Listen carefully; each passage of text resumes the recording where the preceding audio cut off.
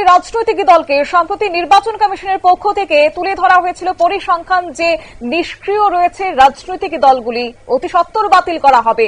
এবার কিন্তু স্পষ্ট হয়েছে যে কোন কোন দল বাদ যাচ্ছে। এবার জাতীয় নির্বাচন কমিশনের পক্ষ থেকে জানিয়ে দেওয়া হয়েছে কেপিপিএইচপি, এনএলএফ, প্রোগ্রেসিভ, তৃণমূল সহ আরো 9টি দল এবার বাতিল করা হচ্ছে। জানবো বিস্তারিত। আমাদের সঙ্গে যুক্ত হয়েছে প্রতিনিধি সোমনাথ মুখোপাধ্যায়। সোমনাথ, কি জানতে পারছো? দেখো, জাতীয় নির্বাচন কমিশন আজ জানিয়ে দিয়েছে পশ্চিমবঙ্গে 2026-এ ভোট, তার আগে কিন্তু 12টি রাজনৈতিক দলকে বাতিল করা হলো।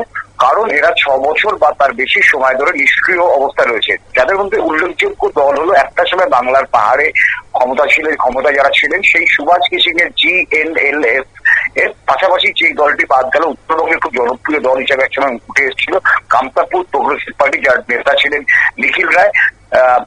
বাদ গেছে ন্যাশনালিস্ট তৃণমূল কংগ্রেস, এই দলের কোনো অস্তিত্ব পাওয়া যায়নি। বাদ গেছে পশ্চিমবঙ্গ মুসলিম লীগ, দীর্ঘদিন ধরে এই দলের কোনো সক্রিয়তা নেই।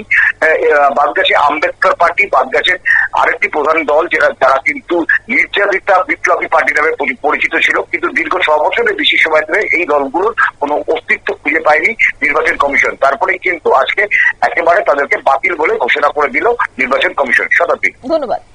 অর্থাৎ সামনে রয়েছে ভোট, তার আগেই 12টি রাজনৈতিক দলকে বাতিল করা হয়েছে যারা কিনা 6 বছরে কোনো ভোটেই লড়াই করেনি। ফলে রাজনৈতিক আঙিনায় তাদের কোনো অস্তিত্ব নেই, ফলে তারা ভোটে লড়তে পারবে না এবং দিতে পারবে না কোনো প্রার্থী। এমনই ঘোষণা জাতীয় নির্বাচন কমিশনের।